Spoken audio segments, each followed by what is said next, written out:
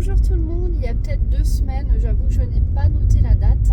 J'ai eu un message quand j'étais en train de faire une balade avec Ulysse en forêt qui me faisait comprendre qu'il fallait s'habituer au manque, à faire face au manque de manière générale. Donc ça peut être des choses liées à l'alimentation.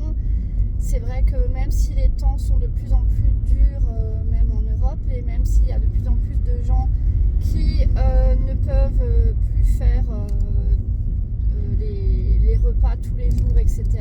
Parce que tout est trop cher, que les salaires ne suivent pas. Malgré tout, on est encore attaché à certaines choses. Alors ça peut être des gâteaux, des desserts.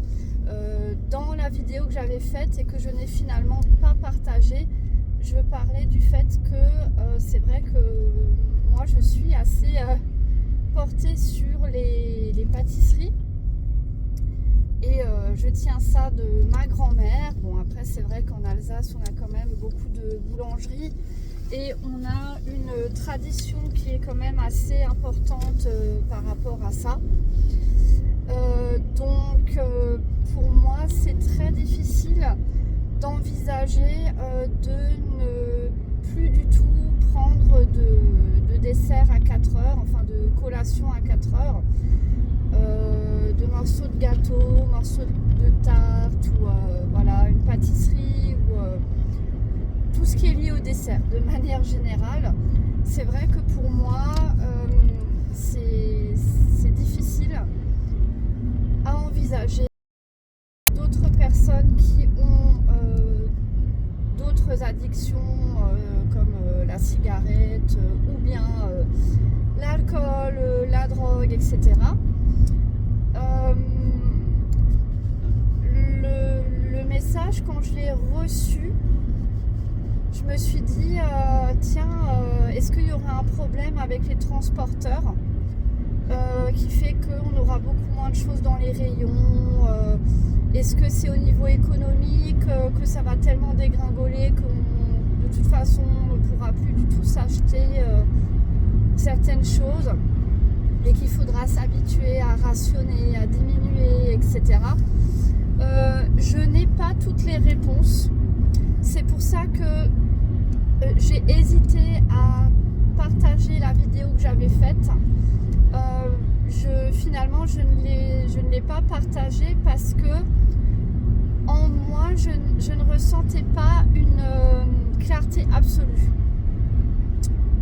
Et je sais qu'il y a quelques années, j'ai eu des visions, ou je ne sais plus si c'était des songes ou des visions, où je voyais qu'il y avait un Carrefour Express, il y avait plein de voitures qui étaient garées le long de ce Carrefour Express et les voitures étaient à l'arrêt.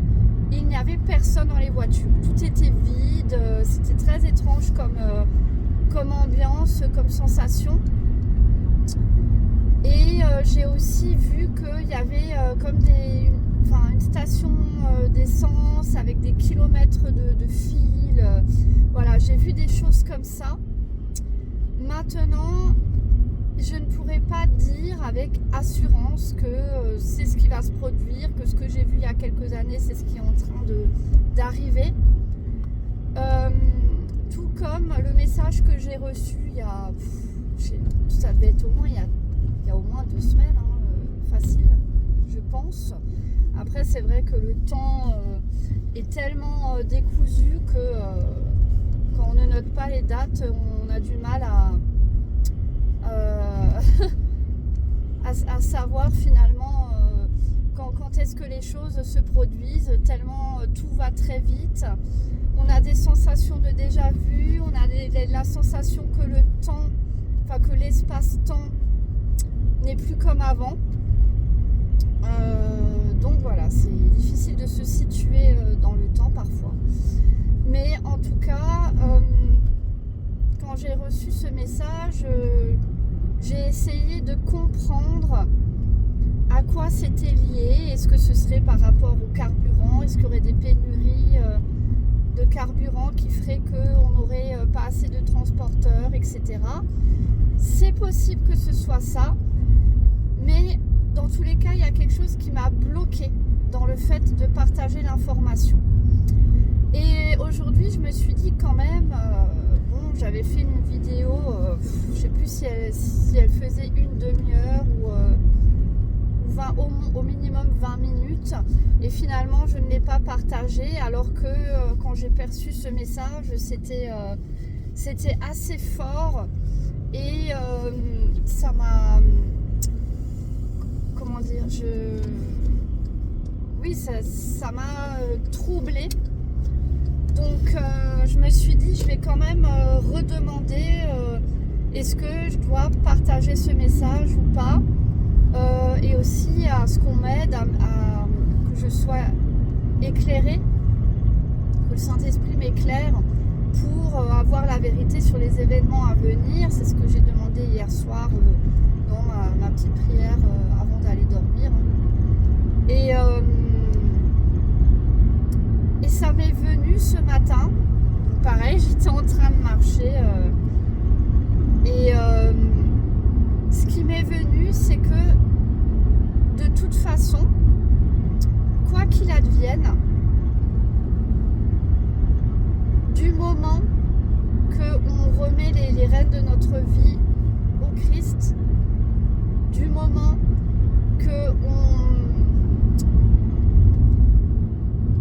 j'essaye de trouver les bons mots,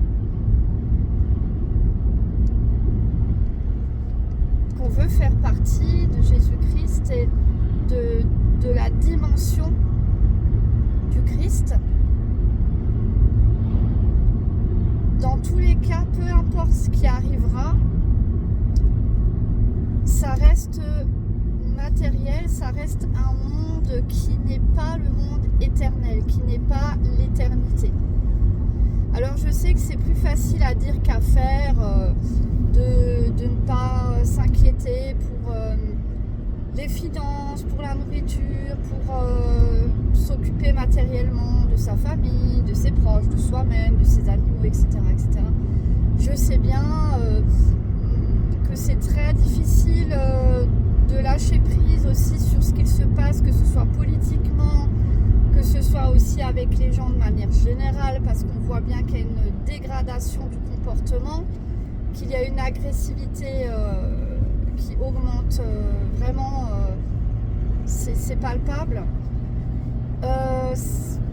Moi par exemple, quand je vois que personne ne bouge, en tout cas très peu de gens bougent par rapport à ce qui se passe avec le prix du carburant, alors qu'on pourrait avoir du carburant naturel pratiquement gratuitement, qui pourrait être fait par les agriculteurs, qu'on pourrait avoir tout un système qui serait beaucoup plus juste, beaucoup plus du côté du peuple. On pourrait avoir le gaz et l'électricité gratuitement, et personnellement j'ai du mal à accepter le fait que la plupart des gens sont endormis, sont totalement, je sais pas, c'est comme si dans les Simpsons, le singe il tape au marteau là dans la tête, c'est pareil, on se demande ce qui se passe, est-ce que c'est les injections, est-ce que c'est ce qui est balancé dans les airs, c'est quand même étrange qu'une grande majorité des gens ne bougent pas, qu'ils vont au travail pour gagner un salaire de misère qui ne leur permet même pas de vivre décemment, qui ne leur permet même pas de se nourrir correctement, qui ne leur permet pas d'être dans la vie, de vraiment vivre, et que les gens continuent d'aller au travail juste pour payer leur carburant. Il y a un gros problème quand même. Il faut avouer qu'il y a quelque chose qui cloche, et ça c'est quelque chose que moi je ne comprends pas, ça me sidère. Et donc vous voyez bien que moi-même je suis prise par les émotions de cette dimension, par les inquiétudes, voilà, moi je suis quelqu'un à la base hypersensible, TDAH, donc je me pose énormément de questions, je réfléchis tous les jours, je suis beaucoup dans la réflexion, je capte beaucoup de choses. donc, je sais très bien que c'est plus facile à dire qu'à faire, que de prendre du recul sur la matérialité. Quand je dis matérialité, c'est vraiment un ensemble de choses, que ce soit tout ce qui est émotion liée à ce monde-là, les peurs, les inquiétudes, le stress et les angoisses, la colère, enfin tout ce qui est lié, on va dire, à ce qui est bas et lourd dans les énergies, dans la matérialité, tout ce qui est lourd. Et s'inquiéter de la nourriture, de comment on va faire pour se chauffer, comment on va faire pour se loger, etc. Ce genre de choses. J'ai conscience que c'est plus facile à dire qu'à faire, puisque moi-même, je suis une éponge et j'ai toujours capté énormément de choses du monde extérieur. Et donc voilà, tout ça pour dire que je sais que ce n'est pas évident. Cependant, le message que j'ai reçu ce matin, la compréhension que j'en ai eue, c'est que la dimension divine n'a... Ah, il y a des chevreuils là, dans le pré, qui sont en train de courir. J'espère qu'ils ne vont pas se retrouver sur la route. Ouais, donc la dimension divine n'a rien à voir avec toutes les inquiétudes, tous les ressentis qu'on peut avoir sur cette terre, dans cette dimension-là, n'existe plus quand on est dans la dimension divine. Donc là, il y avait un radar que je n'avais pas vu parce que j'étais en train de vous parler, enfin par caméra interposée, je n'avais pas vu qu'il y avait un radar qui doit être assez récent. Donc écoutez, si ça se trouve, j'aurai la surprise d'ici 2 semaines, mais j'ai envie de vous dire, si ça se trouve, d'ici 2 semaines, on sera peut-être plus là. Donc, on verra bien. Bon voilà, vous voyez, typiquement, ça ce sont des inquiétudes liées à ce monde-là, à cette matérialité, mais qui n'existent pas dans la dimension divine. Donc, ce qui m'a été dit ce matin, c'est que même la mort physique, même l'inquiétude de quelle façon on meurt, etc., ça, c'est des choses qui, forcément, n'ont plus de substance dans la dimension divine. Donc, je sais que c'est très dur, mais il faut bien se dire que peu importe ce que nous allons vivre maintenant, ça n'aura plus d'importance une fois qu'on sera dans la dimension divine. Toutes les souffrances, les difficultés qu'on aura connues dans cette dimension-là, ce sera envolé. Quand on est dans la dimension divine, c'est comme si on était dans une sorte de... On est ébloui, on est ébahi, c'est comme une extase. Quelqu'un qui est complètement extatique. Je ne sais pas si ça se dit. Mais vous avez par exemple dans certains textes spirituels ou religieux, ils parlent d'extase, notamment ceux qui ont des visions de la Vierge Marie. Mais en fait, quand on est dans la dimension divine, c'est un peu ça, mais en permanence. Ça devient ta normalité. Et l'espace-temps n'est pas du tout linéaire comme on peut l'avoir là. Donc, ce qui se passe, c'est qu'au final, c'est comme si tu pouvais être partout à la fois. Tu pouvais être dans un grain d'herbe, mais en même temps dans l'air, mais en même temps toi-même. il n'y a plus de limites comme on peut en avoir dans cette matérialité-là, et plus de souffrance. Que ce soit les souffrances physiques, mais que ce soit aussi les souffrances émotionnelles. Parce que les émotions sont liées au corps physique, en fait. Donc, les souffrances de manière générale, quoi, qu'on peut traverser dans cette matérialité, ne sont pas du tout les mêmes dans le monde divin. Et c'est pour ça que c'est d'autant plus important de se rapprocher de Jésus-Christ. C'est d'autant plus urgent de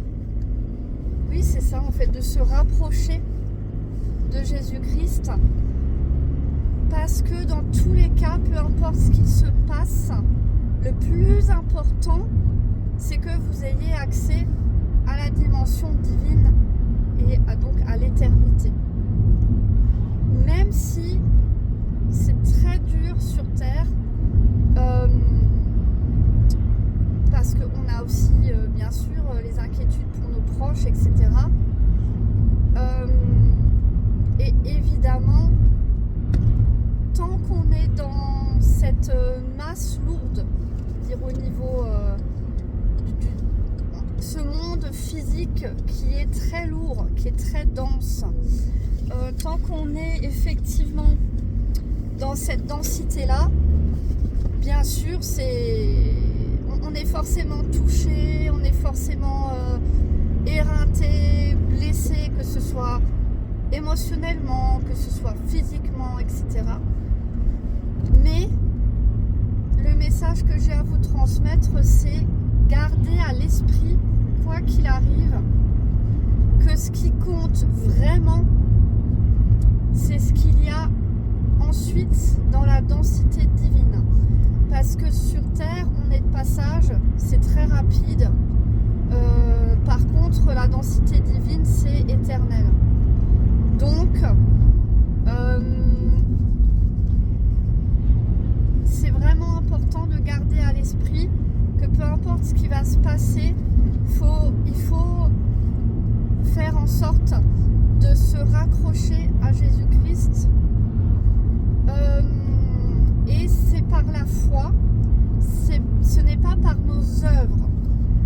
Méfiez-vous des personnes qui veulent vous faire peur dans le sens où elles vont vous faire croire que c'est par les œuvres qu'on est sauvé, qu'on a accès à l'éternité.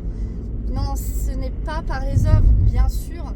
Si vous faites des bonnes œuvres, c'est très bien. Si vous arrivez à faire des choses pour le message du Christ, etc., c'est très bien. Vous aurez certainement des cadeaux, des choses. Après, je ne sais pas exactement comment ça se passe par la suite, mais bien sûr, c'est une bonne chose. Si vous pouvez le faire, si vous arrivez à le faire, si vous êtes mieux organisé que moi, profitez-en pour faire des choses qui vont dans le sens du message du Christ, bien sûr. Mais ça n'est pas ça qui va vous sauver s'il y a un enlèvement de l'église ou bien en cas de mort physique. C'est la foi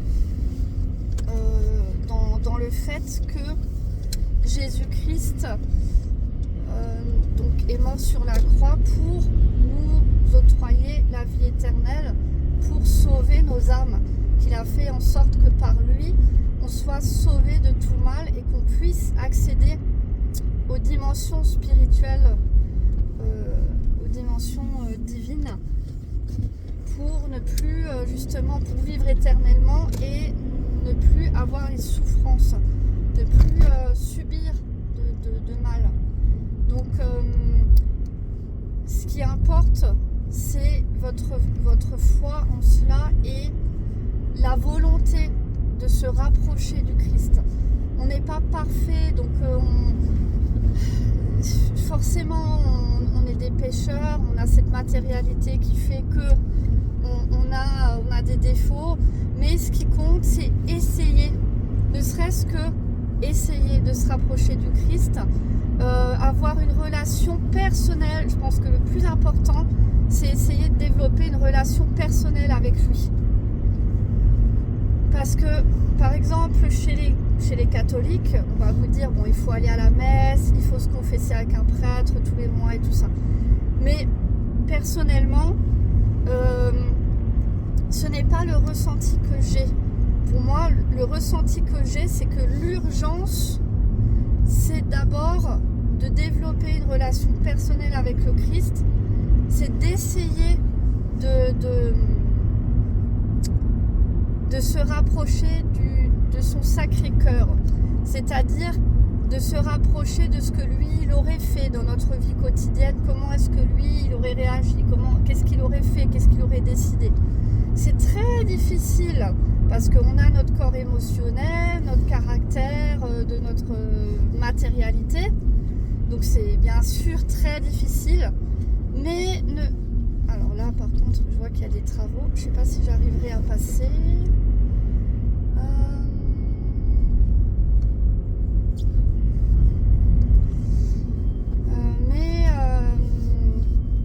Alors juste un petit instant parce que là il faut que je me concentre.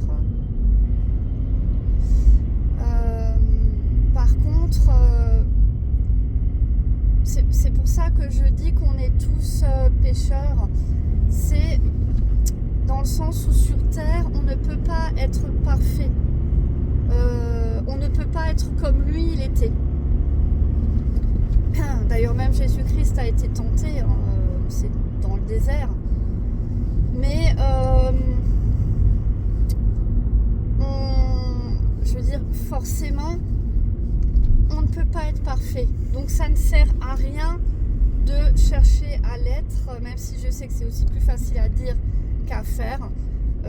Moi-même, je culpabilise assez facilement et tout de suite, rapidement, je regrette et je me dis que j'aurais dû faire autrement, j'aurais pas dû réagir comme ça, pourquoi j'ai pensé ça, etc. etc. Donc je sais bien que c'est plus facile à dire qu'à faire, mais gardez à l'esprit que le plus important, c'est d'avoir cette volonté de se rapprocher de Jésus-Christ, de nourrir une relation personnelle, de demander le pardon pour nos défauts, nos péchés quotidiens, demander à être lavé, à être délivré de tout mal et à être lavé par son précieux sang. Je ressens que ça c'est le plus important, c'est le plus urgent.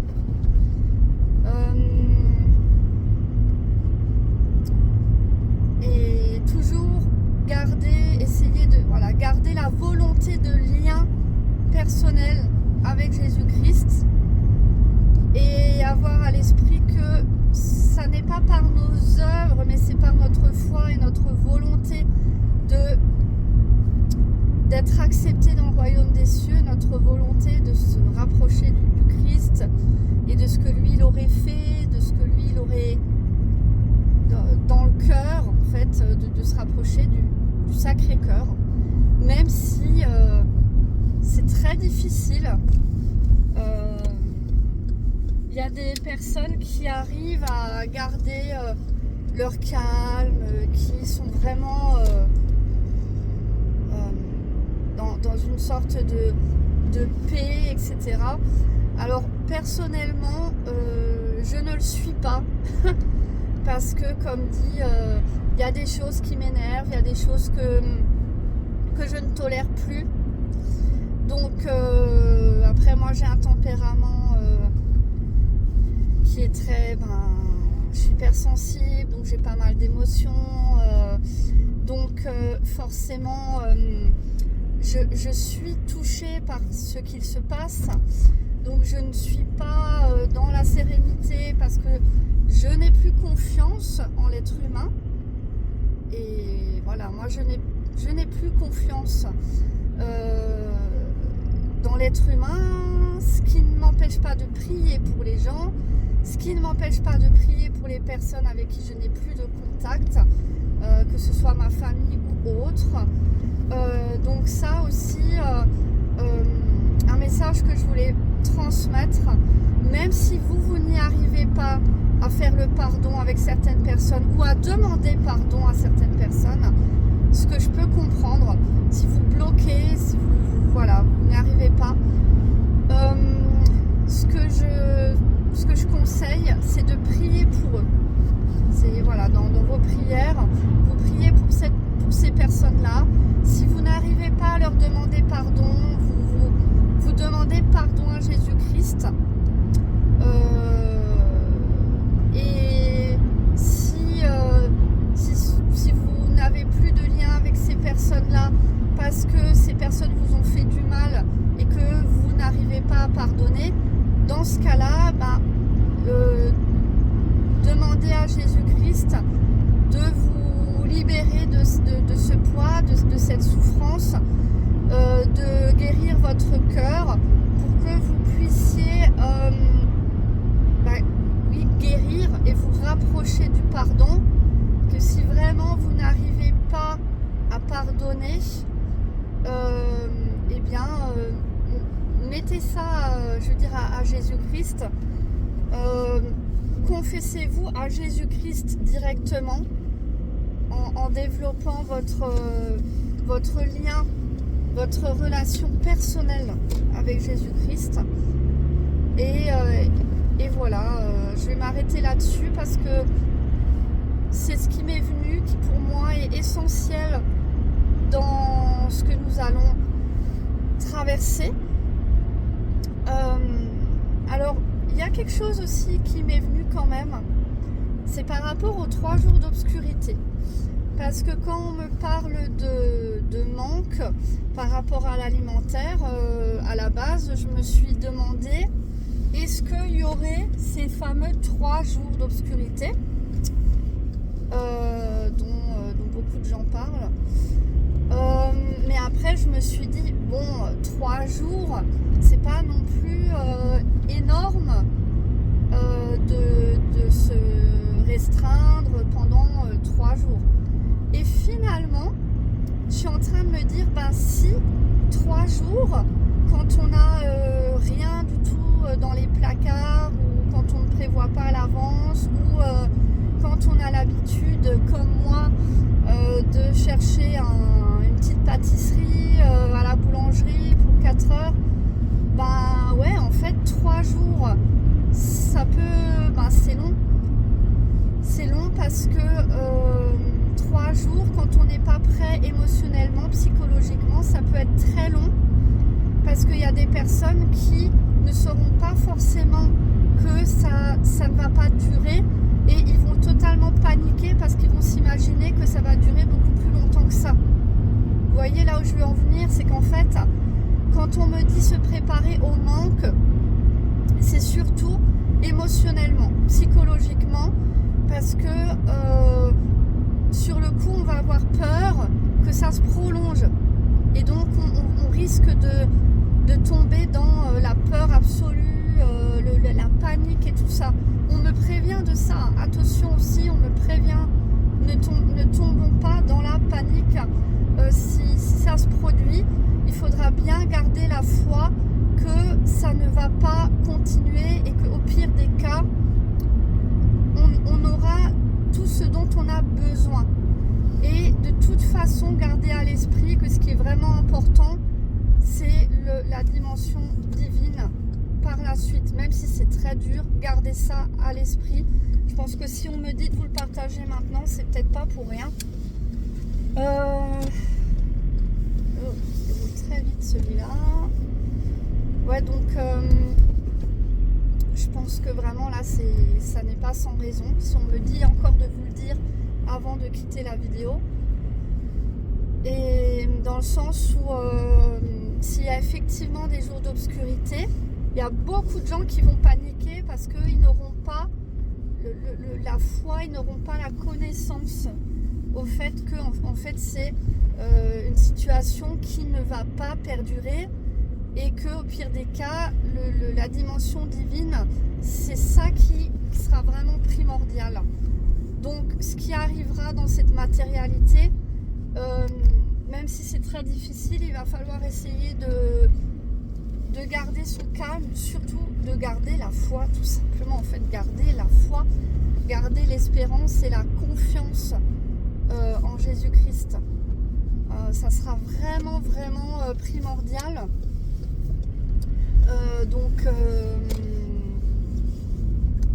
du coup,